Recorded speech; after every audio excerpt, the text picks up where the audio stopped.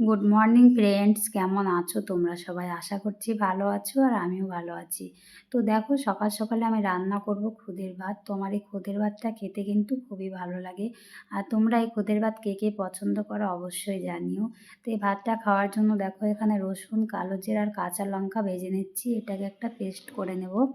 তারপরে কড়াতে জল দিয়ে দেবো। দেখো, জলটা পরিমাণ মতন দিতে হবে, বেশি হলে কিন্তু ভাতটা ঝরঝরে হবে না, খেতেও ভালো লাগবে না। তো জলটা গরম হয়ে গেছে, তারপরে চালটা ধুয়ে দিয়ে দিলাম। তো দেখো, এখানে কিছু সবজি নিয়ে নিয়েছি। তো আমার ঘরে যে সবজিগুলো ছিল সেগুলোই দিচ্ছি। আর এর মধ্যে যদি লাউ শাক কিংবা ডাঁটা শাক দেওয়া যায় তাহলে কিন্তু ভাতটা খেতে আরও অনেকটা টেস্ট হয়। তো আর দিয়ে দিলাম কাঁচা লঙ্কা, আর কাঁচা লঙ্কা ছাড়া কিন্তু ভাতটা একদম অসম্পূর্ণ। তো কাঁচা লঙ্কা লবণ দিয়ে এখন ঢেকে দেব। তো এখন লো ফ্লেমে রেখে দেব।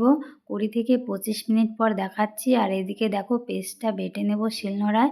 তো আমার ভাতটা কিন্তু একদম পুরোপুরি রেডি। দেখো, পারফেক্ট কিন্তু আমার ভাতটা হয়ে গেছে। তো এক্সট্রা কোনো জল ইউজ করিনি। কি সুন্দর ঝরঝরে হয়েছে ভাতটা। আর একটা থালায় বেড়ে নিয়েছি দেখো। আর আলুটা কত সুন্দর সেদ্ধ হয়েছে। তো যে কোনো রান্নাই হোক না কেন, যদি সব কিছুর পরিমাপ ঠিক থাকে রান্নাটা কিন্তু খুব সুন্দর হয় আর খেতেও কিন্তু জাস্ট অসাধারণ লাগে। তো এখন দেখো, কাঁচা লঙ্কা আর আলু দিয়ে আর পেস্টটা করেছিলাম রসুন কালো জিরার পেস্ট, এই রসুন কালো জিরার পেস্ট দিয়ে খুদের ভাত খেতে না জাস্ট অসাধারণ লাগে। সত্যি দারুণ হয়েছিল খেতে।